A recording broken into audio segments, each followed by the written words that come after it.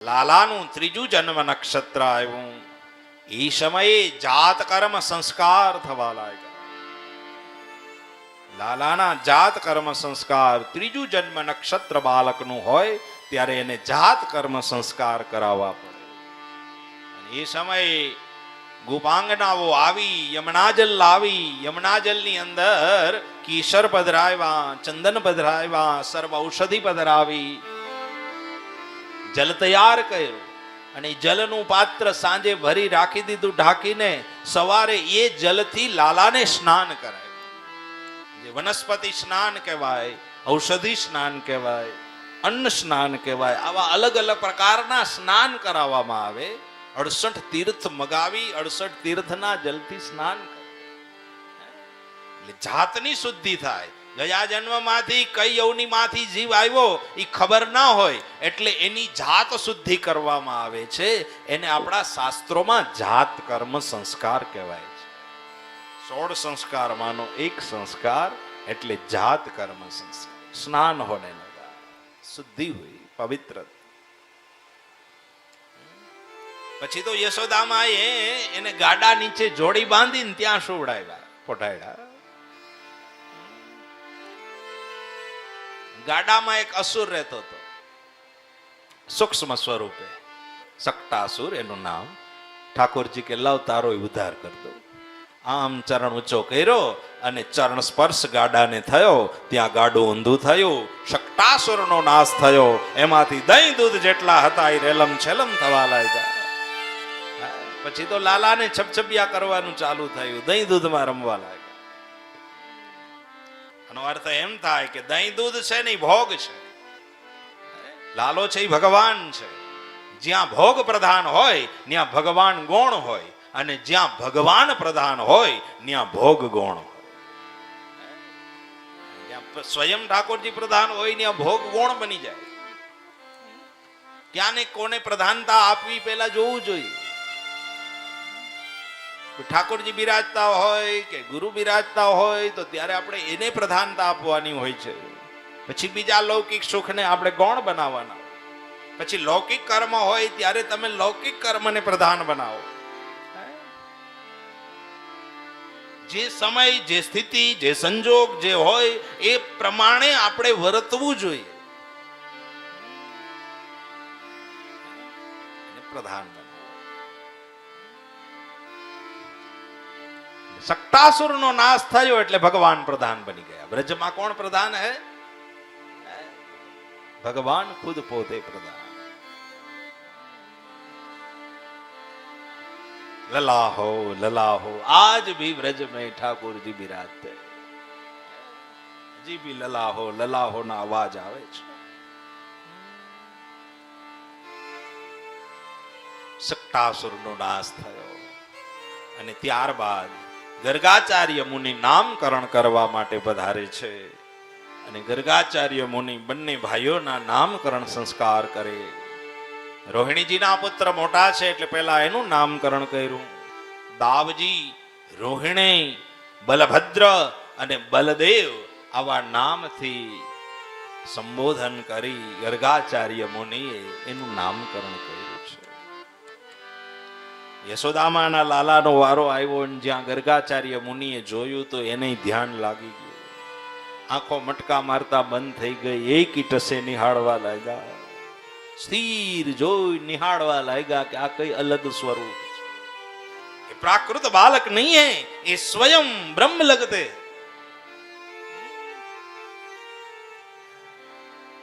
યશોદામાને કહ્યું, માં આના નામ કરણ હું ના કરી શકું. કેમ? તો કે આના નામ તો હજારો છે. કયા નામ રાખવા? વર્ણ ઉપર નામકરણ સંસ્કાર કરવામાં આવ્યા. શ્યામ એવું નામ પુકારે.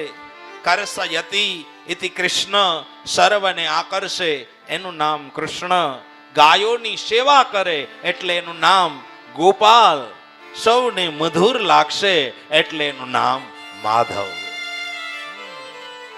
આવા નામકરણ સંસ્કાર કર્યા છે. આના નામથી માં જગત તરી જશે.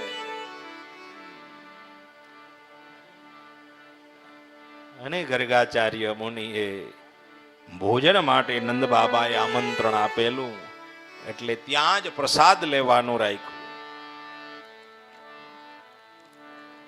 કાચું સીધું તૈયાર કરી નંદ બાબાએ આપ્યું. ગર્ગાચાર્ય મુનિએ ભોજન સિદ્ધ કર્યું. પત્રાવલીમાં ભોજન પીરસ્યું અને બ્રહ્માર્પણ કર્યું. અને જ્યાં બ્રહ્માર્પણ કરે ત્યાં નંદજીનો લાલો આવી પત્રાવલીમાંથી ભોજન આરોગ્ય. આનો અર્થ એમ થાય કે જેના માટે તમે તૈયાર કર્યું છે એને અર્પણ થયું. પછી સૂક્ષ્મ રૂપે ભી થાય, પ્રત્યક્ષ રૂપે ભી થાય અને પરોક્ષ રૂપે ભી. ત્રણ એના પ્રકાર છે. જ્યારે આપણે ઠાકોરજીને ભોગ લગાવીએ છીએ અને ઈ જ્યારે આરોગે છે કે ઈ સમર્પિત થાય છે કે એનો ઈ અંગીકાર કરે છે કે નહીં, એના ત્રણ પ્રકાર છે. એક સૂક્ષ્મ રૂપે, એક પ્રત્યક્ષ રૂપે અને એક પરોક્ષ રૂપે. સૂક્ષ્મ રૂપે એટલે જેને પતા નથી લગતો, આપણને ખબર નથી પડતી કે એમાંથી અંગીકાર થયો કે નહીં, એનું આપણને ખબર નથી, એ સૂક્ષ્મ રૂપે છે. પછી પરોક્ષ રૂપે છે, કોઈને પણ કોઈના ભાવે એ વસ્તુ જે ઠાકોરજી માટે છે ને એ પ્રસાદ તૈયાર થઈ ગયો, ધરાવાઈ જાય એટલે એને પ્રસાદ કહેવામાં આવે. એ પ્રસાદ તૈયાર થઈ ગયો અને પછી કોઈ એવા રૂપે કોઈ એવી વ્યક્તિ ઘરે આવે કે અથવા તો તમે બહાર પ્રસાદ બાંટતા હોય અને ત્યારે આવે અને ત્યારે એને અર્પણ કરવામાં આવે ત્યારે એને પરોક્ષ રૂપે કહેવામાં આવે છે. હવે દાખલા તરીકે તમે સત્યનારાયણની કથા કરી હોય અને તમે 50 કે 100 માણસોને આમંત્રિત કર્યા હોય એટલે તમે શીરો કેટલો બનાવો? હા, કેટલો બનાવો? કે ભાઈ આપણે 100 માણસને કીધું છે એટલે 100 માણસ જેટલો આપણે બનાવીએ. બરાબર? પેલા તો શીરો જ કહેવાય ને, પછી ધરાવાઈ જાય એટલે પ્રસાદ થાય.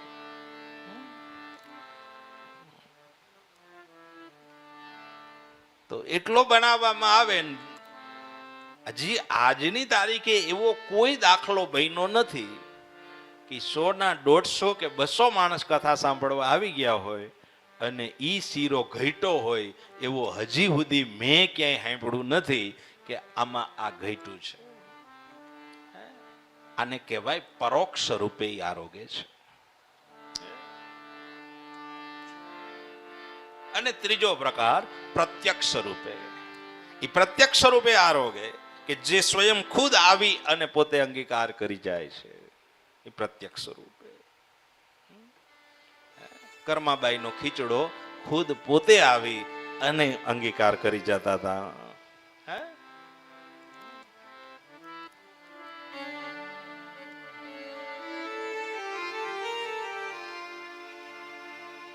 તો અલગ અલગ ભાવ છે પ્રસાદના.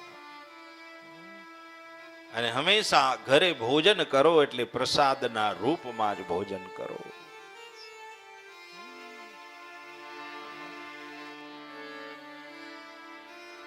ઘણા લોકો જીવવા માટે ભોજન કરતા હોય, ઘણા લોકો ભોજન કરવા માટે જીવતા હોય.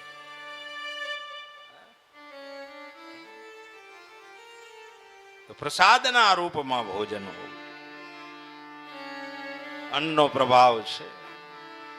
ગીતામાં લખ્યું છે અન્નાત બ્રહ્મેતિ. અન્ન બ્રહ્મ છે. અન્ન હોય બ્રહ્મ.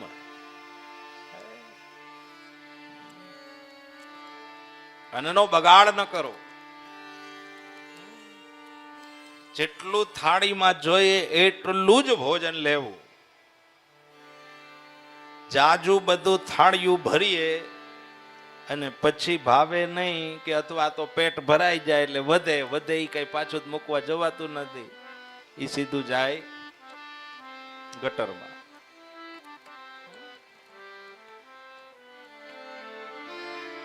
ક્યાંય પણ જાઓ, પ્રસંગમાં જાઓ કે બહાર જાઓ કે ઘરે જાઓ, ગમે ત્યાં જાઓ, જેટલું ભોજન પછી ભલે ને પાછું ન લેવાય. તમે કોઈ એવી માનતા તો નથી લીધી કે પહેલી વખત લ્યો એટલું જ લેવાનું પછી નહીં લેવાનું. ઘણા એવી લીધી હોય માનતા, પહેલી વખત જેટલું થાળીમાં આવે ને એટલું જ ભોજન કરે, પછી પાછું માગે નહીં. આવું ઘણાઈને વ્રત હોય, આવું તમારે કોઈ નથી ને. હા, તો પછી ભલે 3 વાર 4 વાર પાછું લેવું પડે, હે? એમાં કોઈ ના નહીં, પણ જેટલું કોઈ દિવસ આનો અર્થ એમ કે ભાઈ અન્ન કે ભાઈ અમારે તો ત્યાં 25 મણ ઘઉં પડ્યા છે, એમાં બગાડ થાય તો હું વાંધો, એવું નહીં વિચારો. અન્નનો બગાડ એ મનનો બગાડ છે. અને મનમાં વિકૃતિ આવે એટલે ધર્મમાં વિકૃતિ આવે. અધર્મ તરફ માણસ ફંટાય છે એનું મેઇન કારણ અન્ન છે. અન્નના પ્રભાવથી અધર્મ વધે, અન્નનો બગાડ નથી.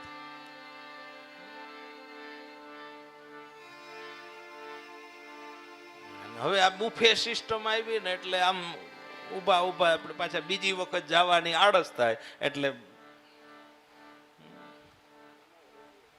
ફૂલ ડીશ.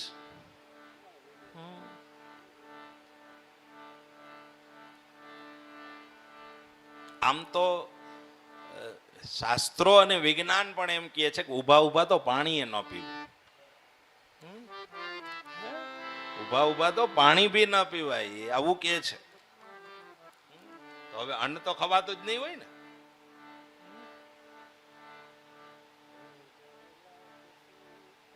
ભલે બહુ નીચે ના બેસી શકાય તો ખુરશી ઉપર, બને ત્યાં સુધી જમીન ઉપર. વિજ્ઞાન પણ એમ કે છે કે આપણી જે ઘૂંટી હોય ને, ઘૂંટી જે આ અમારે અહીંથી નથી કેવું પણ તમને બધાને ખબર છે ઘૂંટી કોને કહેવાય.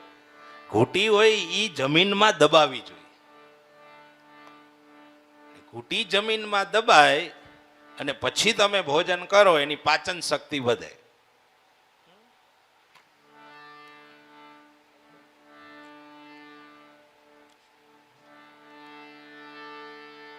તો અન્નનો બગાડ ન થવો જોઈએ. અન્ન બ્રહ્મ છે. બ્રહ્માર્પણમ બ્રહ્મવે બ્રહ્માગ્નો બ્રહ્મણાહુતમ બ્રહ્મેવ તેન ગંતવ્યમ બ્રહ્મ કર્મમ સમાધિના.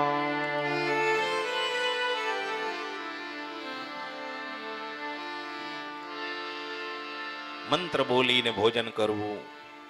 મંત્ર ના આવડતો હોય તો ભગવાનનું નામ લઈ અને ભોજન કરવું.